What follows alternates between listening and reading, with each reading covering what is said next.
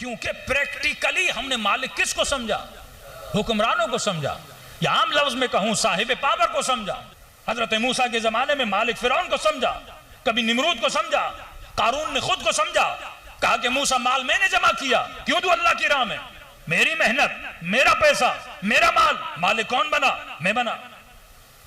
मोमिन को कहा कि खुम्स दो का, क्यों दूं मेहनत, मेरी पैसा मेरा, मैं गरीबों को क्यों दूं? पूरा दिन सोता रहता, खुद जाके मेहनत करे, मैं अपने पैसे से क्यों दूं? मैंने पसीना बहाया, मैंने मेहनत की, मेरा दिमाग लगा। तो यहां एहसास मुलूकियत अपने वजूद में आता है। यहां किसी को एहसास दिलाना कि वो मालिक है, ये बड़ा मुश्किल है। यहां सिंध में आ जाओ तो एहसास होता है पीपल्स पार्टी मालिक, पंजाब में जाओ तो नून लीग मालिक, केपीके में जाओ तो पीटीआई मालिक, बलूचिस्तान में जाओ तो पता नहीं कौन मालिक। मतलब हर जगह पे कोई ना कोई मालिक बना हुआ है। तो जिसकी हुकूमत वो मालिक, जिसके पास पावर वो मालिक।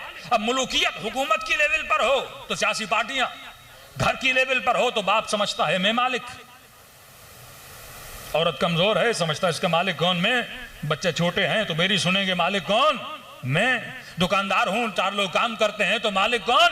मैं। यहां मेरे पास इख्तियार है, तो ये इख्तियार मुझे एहसास मुलूकियत देता है। तो खुदा ने कहा कि नहीं, मैं मालिक यौमुद्दीन हूं, जहां तुझे एहसास दिलाऊंगा, जहां तू अपने पूरे वजूद से महसूस करेगा कि मालिक कौन है? मैं हूं। और यह एहसास तब होता है जब सकरातुल मौत आती है। यह एहसास तब होता है जब बदन से रूह निकलती है। उस वक्त मेरे मौला अली फरमाते हैं कि खुदा कुछ चीजों को जिस्म देता है। तुम्हारे माल को जिस्म देगा, तुम्हारी औलाद जिस्म की सूरत में तुम्हारे सामने खड़ी हो जाएगी। फरमाया 3 जिस्म आएंगे, 2 जिस्म बड़े मोटे और हट्टे कट्टे।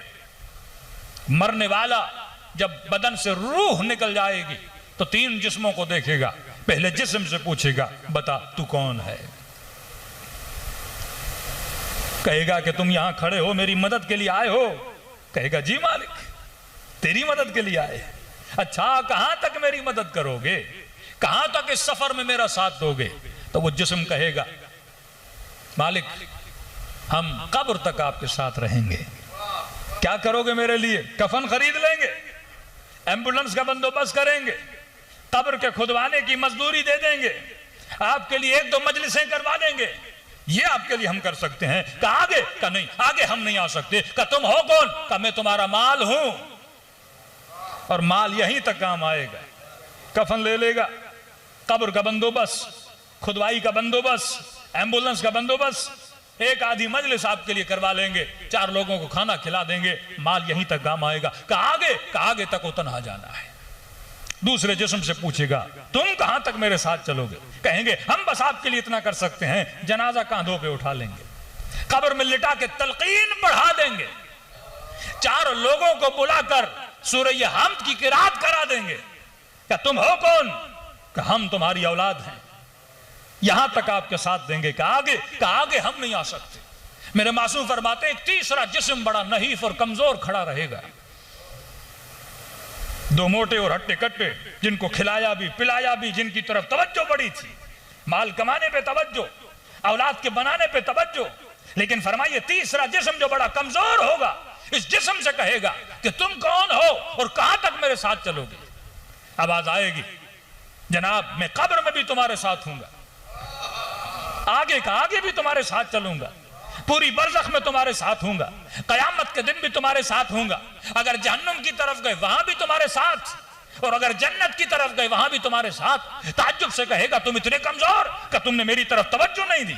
इन 2 जिस्मों को मोटा करते रहे, लेकिन इस मुझे तुम कमजोर करते रहे, जबकि मैं दुनिया में भी तुम्हारे साथ था, कब्र में भी तुम्हारे साथ हूं, बरज़ख में भी तुम्हारे साथ हूं, आखिरत में भी तुम्हारे साथ चलूंगा। आवाज आएगी, तुम हो कौन? तो जवाब देगा, मैं तुम्हारा अमल हूं, जिसकी तरफ तुम्हारी तवज्जो बहुत कम थी। और अगर तुम आमाल को जमा करते तभी कहा फहुव फी ईशतिन रादिया। कौन? मन सकुलत मवाज़ीनो, जिसके अमाल का वजन भारी होगा वो वहां पे आयश करेगा। फिर कहा मन खफ्फत मवाज़ीनो फउम्मुहु हाविया, लेकिन जिसका वजन कम होगा फिर वाह हो उस इंसान पर जिसके पास ज़ादे राह ना हो, वो सफर में चलेगा तो कैसे चलेगा। तो कहा ये एहसास कर देना, यहां तुझे एहसास नहीं हो रहा लेकिन वहां तुझे एहसास होगा। मालिक यौमिद्दीन, दीन का मालिक कौन है? ये तुम्हारा रब परवरदिगार है। ये मरने के बाद एहसास होता है, ये जब कब्र में जनाजा लिटाया जाता है तब तुम्हें एहसास होगा। इस एहसास को यहां पैदा करो।